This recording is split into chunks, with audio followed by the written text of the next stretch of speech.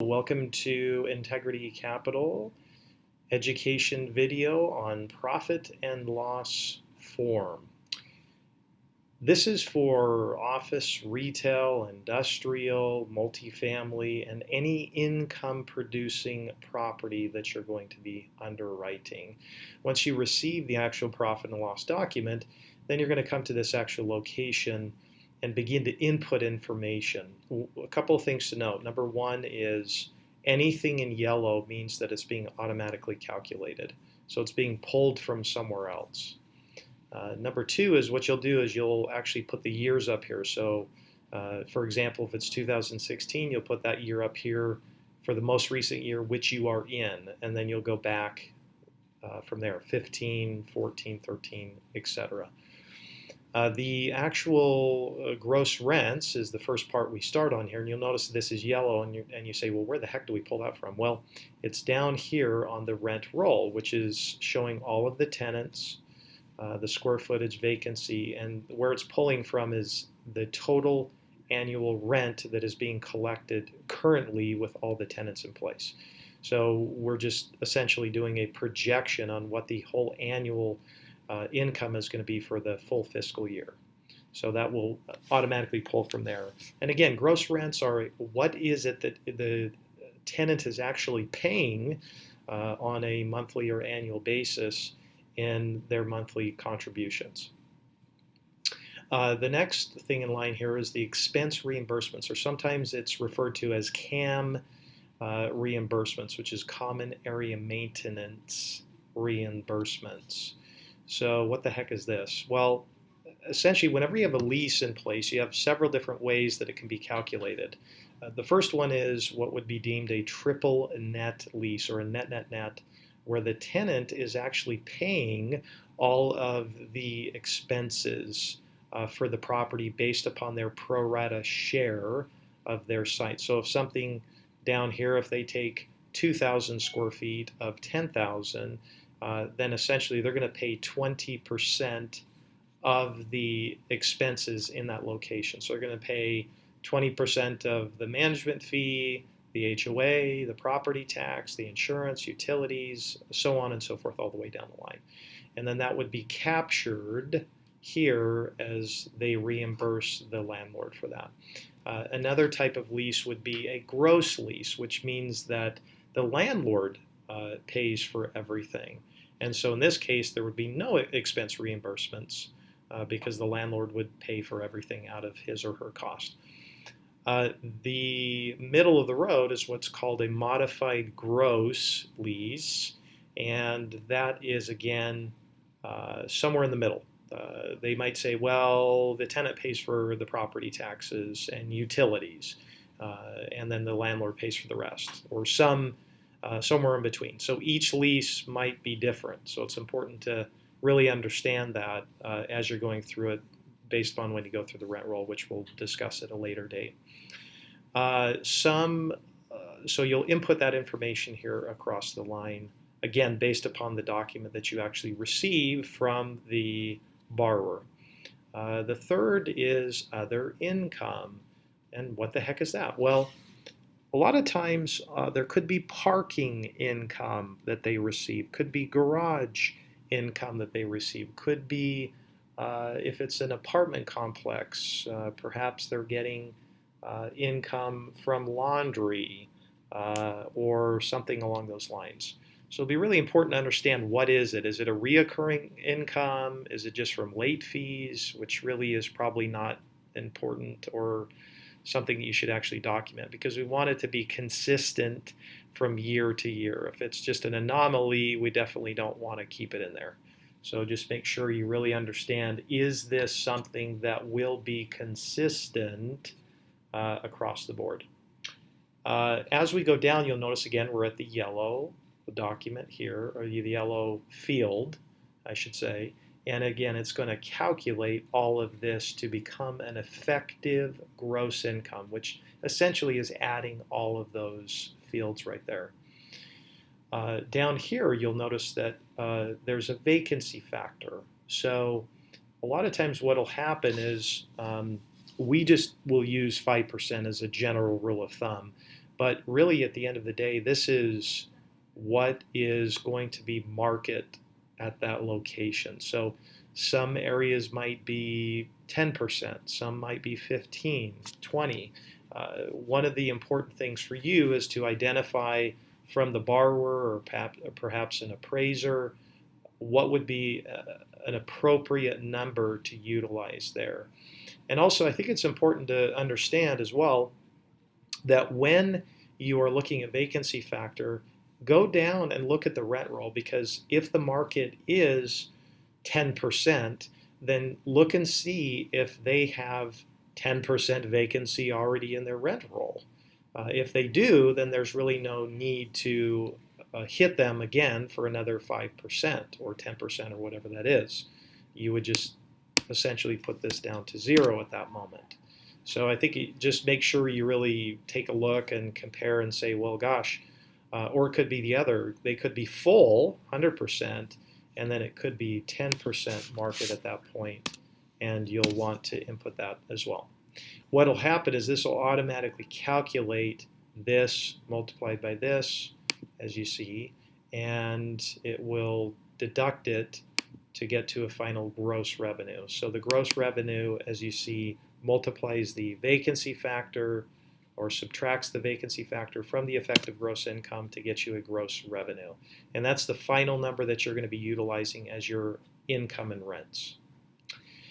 As we go down the expense line, you'll notice a few different expenses here. What I think is important is you notice this fill-in expense item. Every single profit and loss is going to have its own items that they'll input, and it'll be in a different order. And so most of the times we try to mimic theirs because it'll just make it a lot easier for someone to follow as they go down the line. But let's talk about a few things that are generally speaking in profit and loss statements for income properties. The first one that is mandatory when you're underwriting is a management fee. The management fee is what is being charged for somebody to manage the location, to make sure that the property's up to par, to answering questions and concerns for tenants. And so they're going to charge a fee. And as you see here, we typically are going to use 4% of the gross revenue. And so we might just take that number, multiply it by 0.04, okay, and then you have your number in there for that location. If they already have a management fee in there, just make sure you double check that it's within industry standards, because if it's way below, a lot of times people just don't pay a management fee and they pay a very nominal one, and we want to make sure that it's close to market, so it's a true reflection of what's going on within the industry if they're going to sell it. So management fee is one of the items you're probably going to run into that's important. The other one is HOA. So what the heck is that? Well, it's an association. So let's say it's an office condo or a retail center that has an association. Well, they might be paying a flat fee every month for a collection of all of the things that are happening within the association. So let's say you have your own condo. You're going to pay an HOA fee every month, which covers water, sometimes trash, sometimes that covers all the common area maintenance that takes place. So it's important to just find out, does that have an actual HOA or an association fee that is applicable to running the property. The other thing you'll definitely run into is property tax. So what is going on with this? Well, again, the property tax is what is the local jurisdiction, the city, the municipality charging on an annual basis to own this property to the owner. So you can find that out from an assessor. You can probably find it out again from the profit and loss statement that you're going to receive. But if there is not property tax on there, you should be concerned, because almost every location should have property tax unless it's nonprofit and for some reason they didn't receive an exemption or something along those lines. The other thing you'll definitely see is insurance. Again, are they paying property and casual insurance in case of a catastrophe they're going to pay insurance. So you want to find out what types of insurance they're paying. Is it property and casualty? Is it disaster? If we're in Florida, is it for a hurricane? So there might be something that's more localized, but make sure you understand all the insurance that they're paying and reflect that on the profit and loss. The other thing you'll see on there is utilities. Again, if the landlord is responsible for paying all the utilities, then that'll be a pretty large number. If the tenant is responsible for paying all of the utilities, this might be a smaller number. But again, electricity, power, all those items that we typically see will be reflected on utilities. Repair and maintenance. So ongoing repair and maintenance. This is not major items such as the replacement of an HVAC or a total roof replacement or some reconstructive item that takes place on the property, but repair and maintenance is an ongoing deferred maintenance repair. So could be a little bit of a roof leak or fixing an HVAC, or maybe a window was broken or a door needed to be replaced. Just some minor repair and maintenance, cleaning and such would go in this particular section. And so you want to see if there are trends that are consistent from year to year, as well as if there's an anomaly and you want to identify that. General and administration. This could fall under categories of legal or accounting, or again, could be a maintenance man or something along those lines. So just again, identify what those are and make sure that they're consistent across the years. Advertising would be one. How do they actually advertise for the property? Do they put ads in the yellow pages, or do they advertise online for a website? What is that, and identify that. Payroll. Is this a property that has somebody that's on payroll, maybe a self-storage facility? So identify those things as well. And again, you'll go through and fill in all the rest of them as it is appropriated on the actual profit and loss statement that you receive until you come down to the total here. So notice it says total op expenses or total operating expenses. This will automatically calculate that number. So you'll let those all add up. Over here to the right, just notice this number sign or hashtag with div. That actually is calculating the percentage of the expense based upon the total gross revenue. Just you're seeing if there's some trends here as a percentage, which is just an analytical number. And then you'll notice that this will calculate the total expenses divided by the gross revenue up here as well. So you'll total up the operating expenses, which is automatic, and then what happens is you will come down to the net operating income, which this is the number that should be retrieved, which is all of the gross revenue up here minus all the total expenses, which gives you a net operating income, which is what is available to actually pay for tenant improvements, placement reserves, anything that was going to take place to actually get to a net cash flow. So right below this, you'll notice that there is a what's called TILC, and this is tenant improvements and leasing commissions for the lender and underwriter to use to strip off the cash flow. So just understand that when you have a rental property, if there's multiple tenants, at some point they're going to leave and they're going to go away.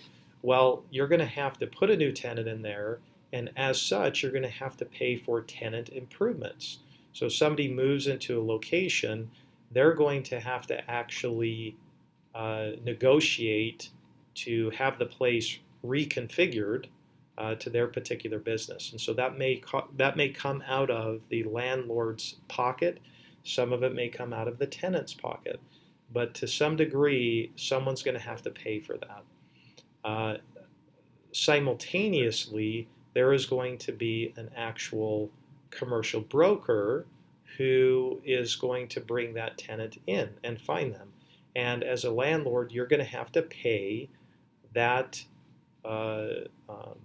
leasing agent a leasing commission. And so what they typically do is they utilize just a cost per foot to average over time.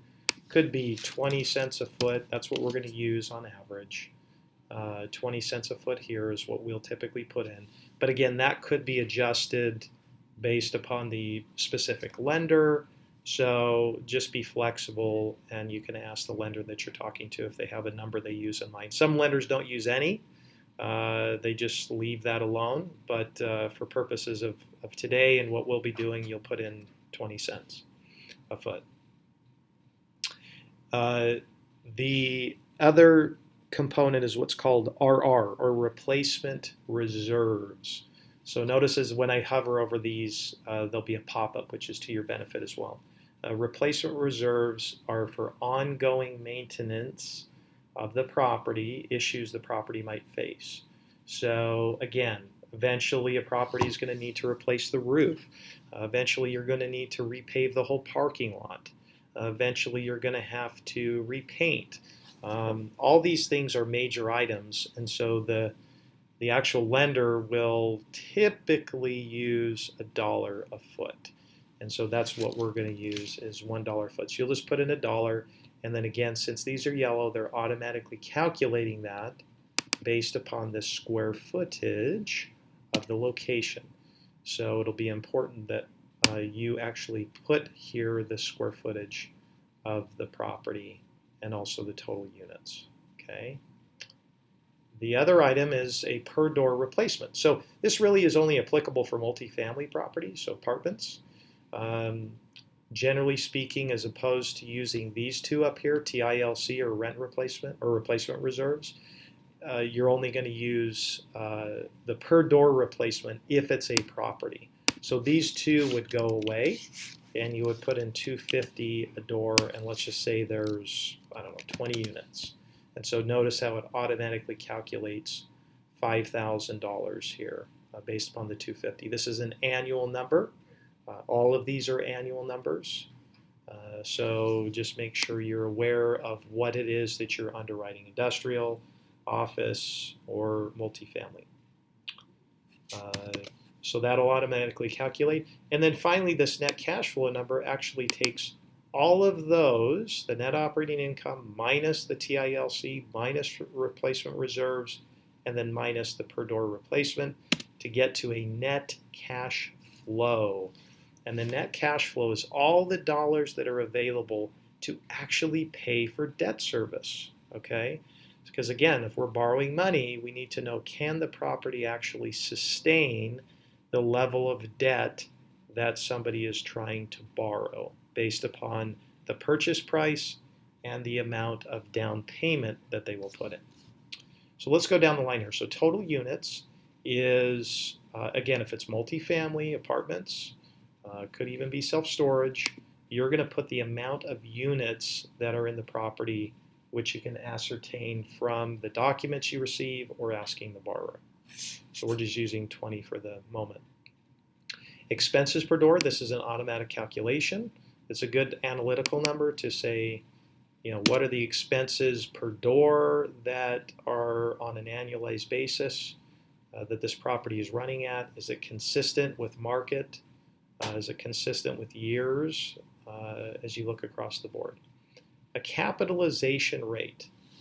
This is going to be case by case. And a cap rate, really simply put, for terms of this, is what is the return on the property's income that an investor would receive by buying the property. So, for example, if I'm buying a property in downtown Phoenix that is a Walgreens tenant, chances are I'm going to pay a lower cap rate, okay, which is I'm going to get a lower return on my investment for my cash flow because I have a lower risk property. It's in a great location, it's a great tenant, hence I'm going to pay a premium for the property and receive a lower return on my investment, or a capitalization rate.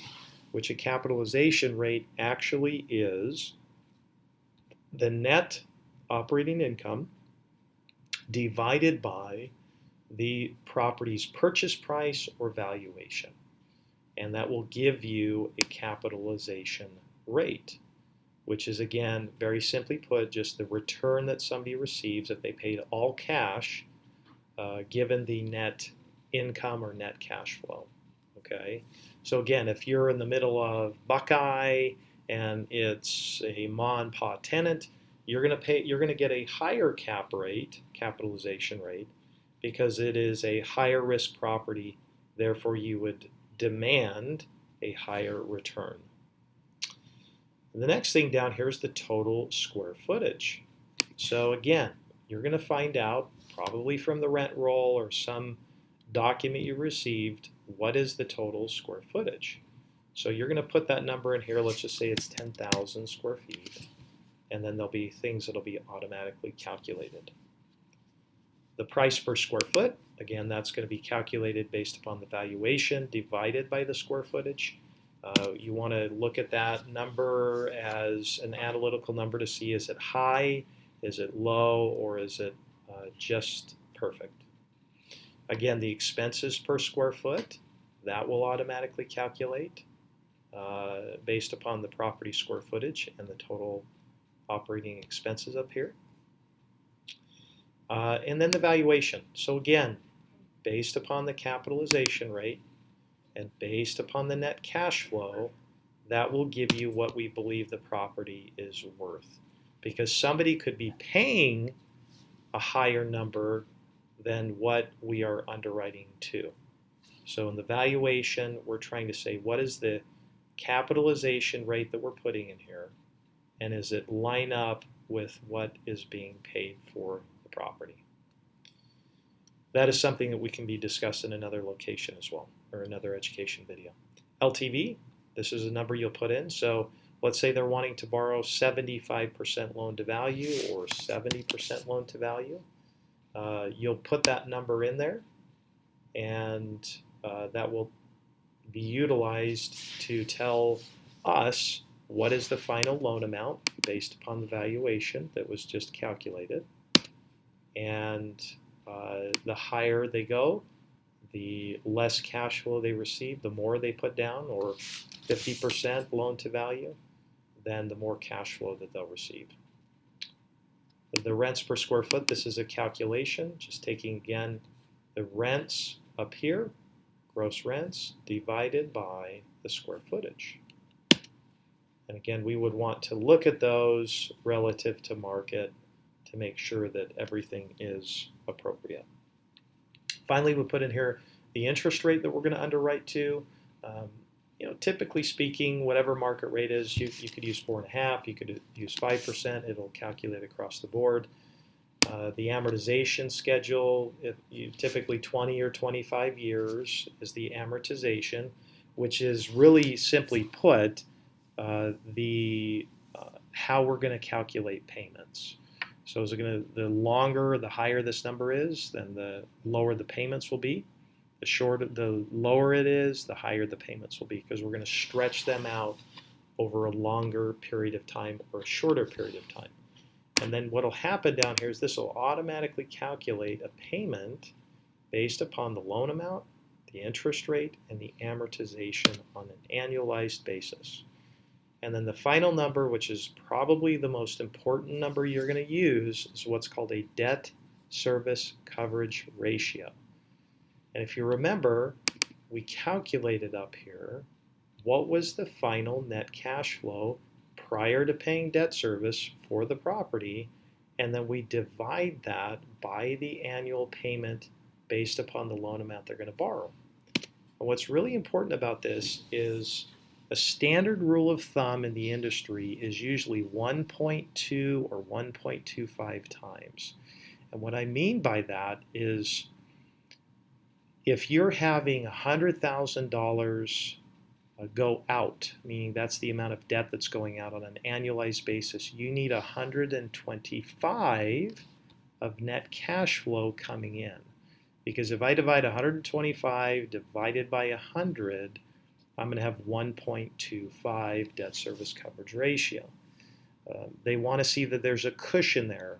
If you're getting 100,000 coming in and 100,000 going out, that means there's no excess cushion for the lender to make sure if there's somebody that leaves or a tenant that goes out, there's really no way for them to cover themselves. So 1.2, 1.25 is the general rule of thumb. If this number is less than that, certainly you want to try to understand why. One of the last things that's important when you're going through all of these numbers, a few things to take into consideration. Make sure you're comparing the numbers year by year.